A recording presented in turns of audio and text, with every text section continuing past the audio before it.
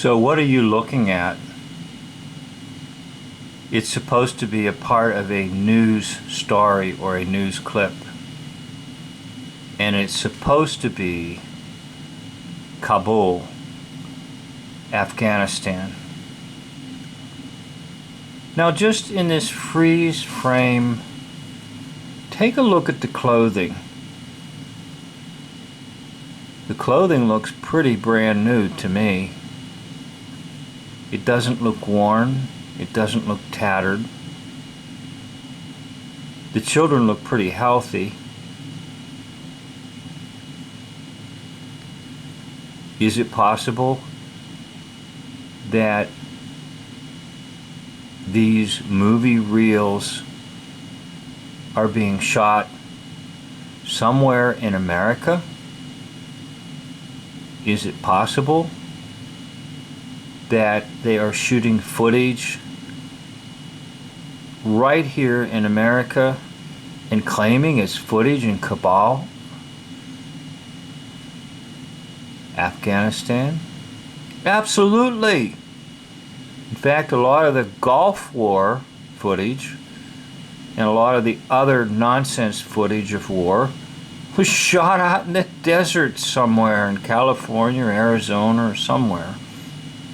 So people think they're looking at Afghanistan, and it's a real possibility that this is just being shot somewhere here in the United States with a bunch of actors. Hailed as heroes. And joining me now, ABC's Chief Global Affairs Correspondent Martha Raddatz. Martha, we're learning a lot more about ISIS-K, the ISIS affiliate, enemy of the Taliban. Hey, Martha has a pretty large neck. And so does Juju.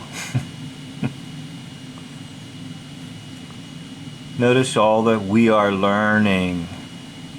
We know this. They're always doing the we game on you, okay? And once again, I can't say it enough. Do not play the we game. We are not learning anything. If you're learning from what I'm teaching, not from these jokers. Responsibility for the attacks and President Biden vowing retaliation. What can you tell us about the strike plans he's asked his commanders to prepare? I'm sure they're just putting those together now, Juju, way up. So you have two supposed ladies, newscasters, and what can you tell us? I'm sure that they're putting it together now. I'm sure. Right. Sure, you're sure. Come on. Wake up. It's just a bunch of gobbledygook nonsense. I'm sure that they're putting those plans together now. Contingency plans, but President Biden did say he thought commanders knew where ISIS leadership, ISIS-K leadership as it's called. Okay, with remaining the integrity of my channel and the cleanness of my channel, I just want to draw attention to this last name. And all I'm going to do is draw attention to it, and I'm not going to comment on it. In Afghanistan, and was very firm about hunting them down, and we will go after you at the time and place of our choosing. They won't really choose the place, because wherever that ISIS leadership is where they would attack. You know, they had very good intelligence about a possible attack. They were. So all of a sudden, out of the clear blue, this yo-yo is telling you about the inner workings of highly classified and highly secretive information, right? So we sit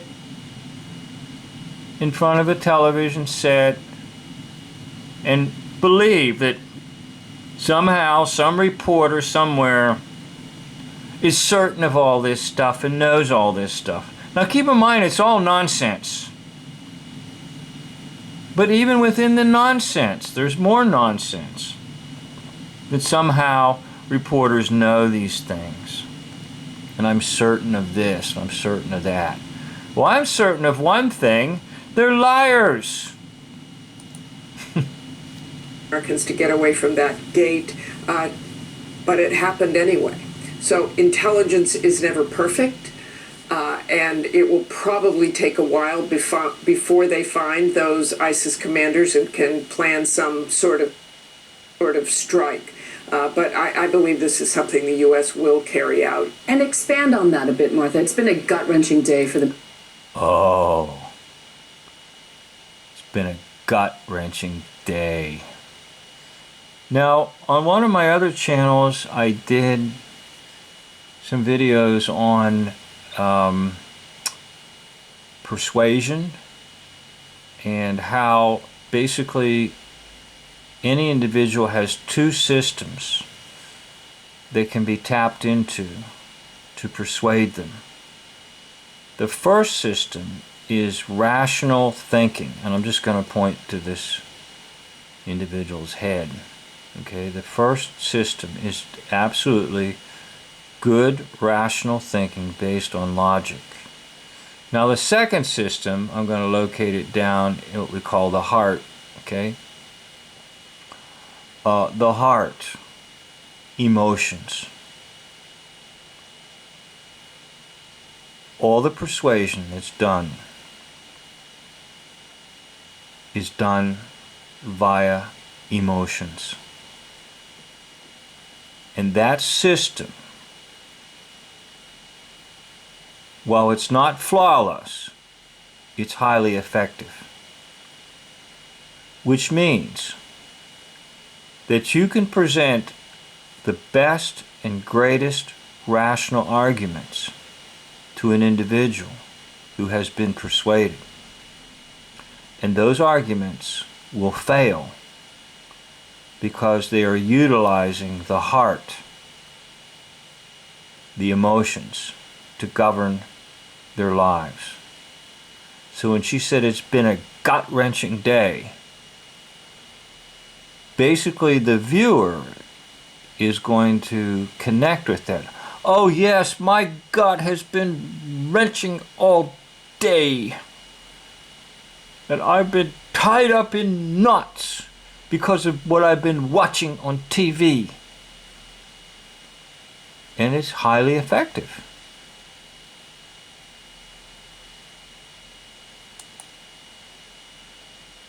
You've been on the ground in Afghanistan in recent weeks with our soldiers. How will this terror strike, do you think, impact the final days of the mission and the morale going forward? You know, I've talked to so many members of the military this past... I've talked to so many. Oh, sure you have. I'm sure you have. I'm sure you have. You've talked to so many. And I just can't help but to get my eyes off of this big neck here. And it looks like there was an operation done here or something, where they're covering it up cosmetically, but it really looks pretty large neck to me. Not a short neck like a genuine lady has. Were so upset about what they were seeing anyway, and so worried about their... There's the roll out the barrel, and we'll have a barrel of fun. Roll out the barrel, we've got the blues on the run.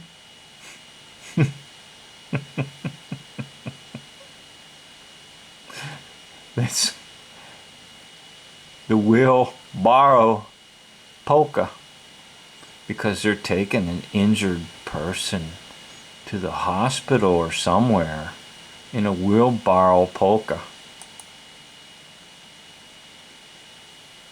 And now not only to lose Afghans, but all of these Marines and Navy corpsmen and Army, it is a devastating thing to be around. And I think all the more devastating, Juju, because frankly... Juju.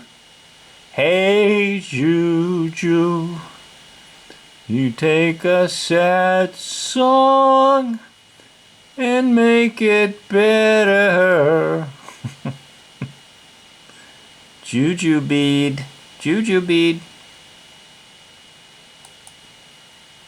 Long time since the military has suffered a mass casualty like this, at least a decade in Afghanistan.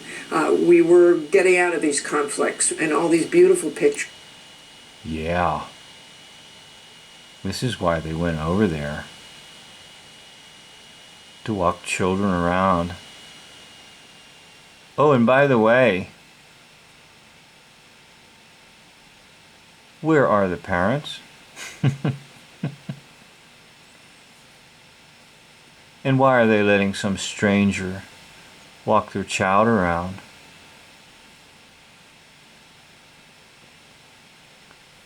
Is your heart not warmed with these little photos, ops? And does it not look to you like these are brand new clothing? Never been worn except for the filming?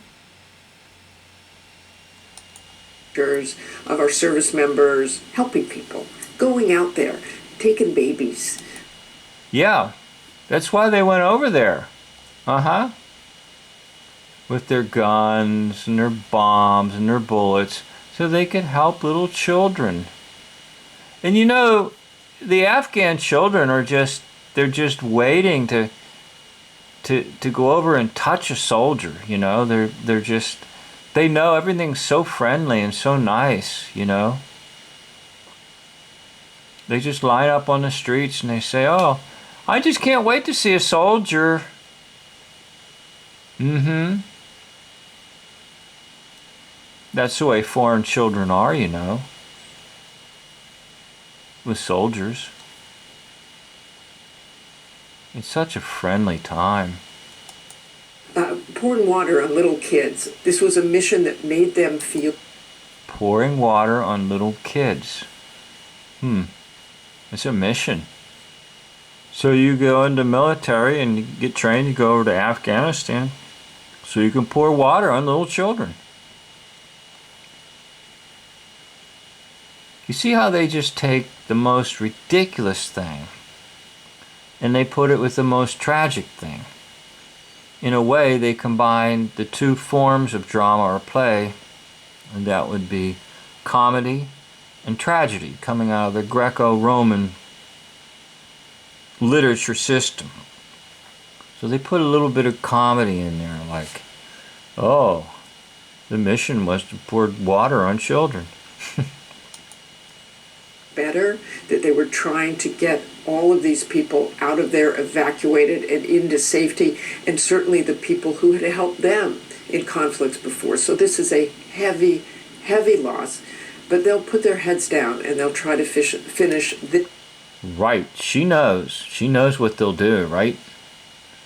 It's interesting how this reporter kind of knows exactly what's going on everywhere, right? To the best of their ability. So eloquently said, Martha, and just Eloquently said, Martha. It was so eloquent. You're so wonderful. You did such a wonderful job of lying.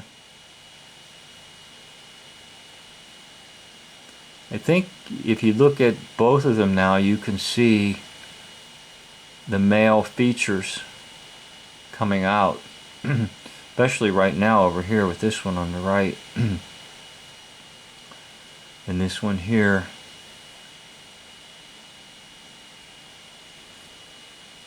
You don't see any real actual development of, sorry to get a little graphic here, cleavage, okay? It isn't there because they're both men.